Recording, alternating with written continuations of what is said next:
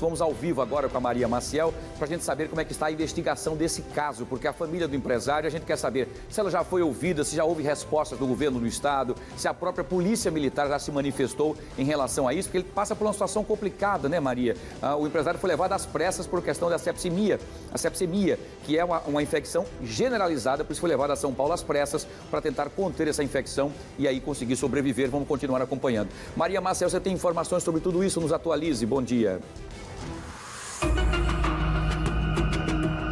Bom dia, Wilson. Isso mesmo, o empresário está em estado gravíssimo, né? E a gente fica, é claro, assim como a família, na torcida para que ele possa se recuperar.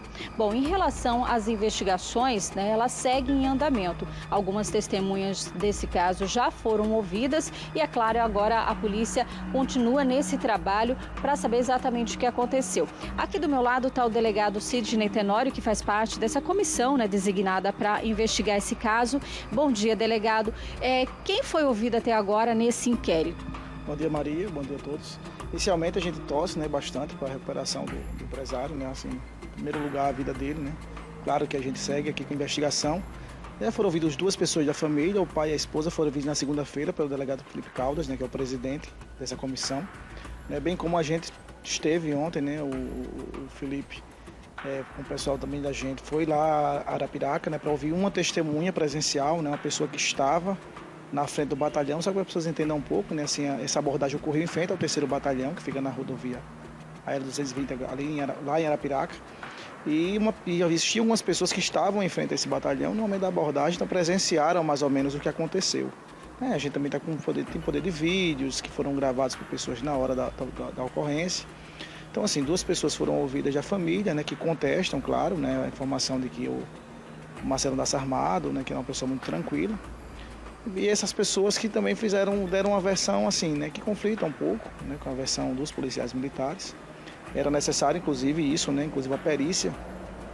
O Instituto Criminalístico ele pediu um prazo maior ao Poder Judiciário de 20 dias, justamente porque ele espera que hajam versões conflitantes. Assim, preferiram fazer no segundo momento. Quando tivesse essa segunda versão, né, isso não seria somente a versão, daria somente, assim, seria praticamente fazer uma reconstituição com base só na versão apresentada pelos policiais. Então, assim, a gente está ouvindo, vai ouvir amanhã outras testemunhas também que estavam na frente do batalhão, né, aí sim, a gente forma mais ou menos um relato histórico, né, tanto dos policiais como das suas testemunhas. E aí a gente começa a traçar uma linha da reconstituição, deve ser bastante conclusiva. Então, esse fuzil que atingiu o empresário, ele já foi periciado, assim como a outra arma também apontada aí pelos policiais, que seria do empresário? Com relação às armas, né, a arma do empresário, que é um revólver, ele já foi encaminhado para o Instituto Criminalístico, né, a gente solicitou que a Polícia Militar apontasse nas guarnições do Pelópolis que atuaram nessa situação. Existia uma carabina 556, que é o calibre que atingiu o carro do empresário. Então ele já enviou para a gente aqui, da DEIC, essa carabina. Ela vai ser encaminhada também para fazer uma comparação balística, né, com o projétil que estava no carro, bem como na vítima. E assim, bem conclusivo. Assim, por último, né, a gente vai fazer todo esse trabalho, esse percurso. E ao final vamos ouvir as duas guarnições, né? A gente tem uma preocupação primeiro de saber o que aconteceu com base no relato de testemunhas, né? Para depois a gente ouvir os policiais. Então, esses policiais vão ficar aí para o final, e é claro que se o empresário aí conseguir, né, se recuperar, né, o que a gente espera essa nossa torcida, ele também pode ser ouvido. Isso, a gente espera, né, assim, que ele sobreviva, claro, que é o primeiro a vida dele, que ele possa ser ouvido também durante o processo. Provavelmente, como a gente tem um prazo do inquérito de 30 dias, claro que a gente pode pedir prorrogação, mas provavelmente ele não vai dar tempo dele ser ouvido durante o inquérito, né, já que ele está lutando agora pela própria vida. Assim, ele será ouvido, né? Caso não, acho que a gente vai ter bastante, assim, tem vídeo, tem testemunha. Tem a questão mesmo assim, dos próprios policiais, a gente tem que entender, Maria, que a gente tem duas guarnições, né? Tem pelo menos 8 policiais envolvidos nessa situação. Apenas um deles atirou. Os demais eles vão ter que contar o que realmente aconteceu com relação à arma, se existia arma, se não existia. A gente trabalha, por enquanto, com essas duas versões, né? A versão dos policiais, de que houve uma tentativa de fuga, de uma abordagem, com a vítima teria apontado a arma de fogo e eles somente reagiram a essa apontada arma de fogo pela vítima. E aí começa a se desenhar uma outra linha de investigação, né? Aí que não existiria essa arma de fogo. Então, assim, ao final a gente vai explicar, né? A gente conversou, hoje de manhã se reuniu com o doutor Felipe Caldas e com o delegado Caio, que também faz parte da comissão. Ao final a gente vai fazer uma coletiva explicando bem a situação para que a sociedade alagoana fique bastante ciente, que não, o trabalho é sério, a Polícia Civil, a Polícia Judiciária está fazendo o trabalho dela e, ao final, quem for responsável pelo que fez e pelo que deixou de fazer, vai ser responsabilizado no ditame da lei, né? Cada um faz assim, todo mundo sabe que todo mundo é adulto e tem que responder pelo que fez. A gente sabe que é um caso bastante complicado, né? A gente tem aí duas versões, né? Versões conflitantes. Agora, é um jogo de encaixe, né? De você pegar uma versão, pegar assim nos detalhes, né? Nisso, né? Que a Polícia Civil também trabalha aí para justamente encontrar aí o que realmente aconteceu. Isso, a gente tem assim, o bom é que a gente tem testemunha, né? Assim, ruim se fosse no local ermo, que não tivesse, mas tem testemunha. Haviam pessoas que estavam muito próximas de acontecer a abordagem. Então essas pessoas vão ter que esclarecer o que aconteceu de fato. Ele realmente rompeu uma barreira policial? Ele realmente apontou uma arma para a guarnição? O que aconteceu de fato? Essas pessoas estão contando. Até porque já havia, assim, sabe, Maria, Arapiraca é uma cidade pequena, essas pessoas já teriam dito em rede social o que aconteceu de fato.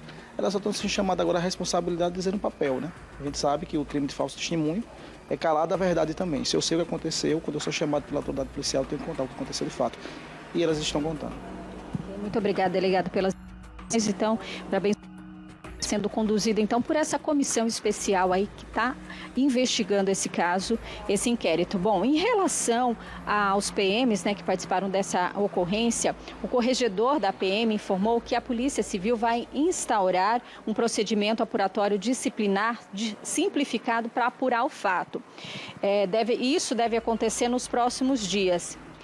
Isso da Polícia Militar. Com esse procedimento instaurado, o responsável por ele, né, por esse inquérito, tem 30 dias para concluir. Então, neste período, serão ouvidos os militares, né, na vítima, no caso, se tiver condições, e testemunhas, né? O coronel responsável aí da corregedoria disse que esse procedimento vai apurar a conduta da guarnição envolvida na situação. No caso aqui, coloca apenas essa guarnição aí com 4 militares de onde teria, então, partido esse tiro, né? O coronel Túlio, que é o corregedor da Polícia Militar aqui do estado, informou, então, por meio de nota, a nossa produção. Então, a gente segue acompanhando este caso. Wilson.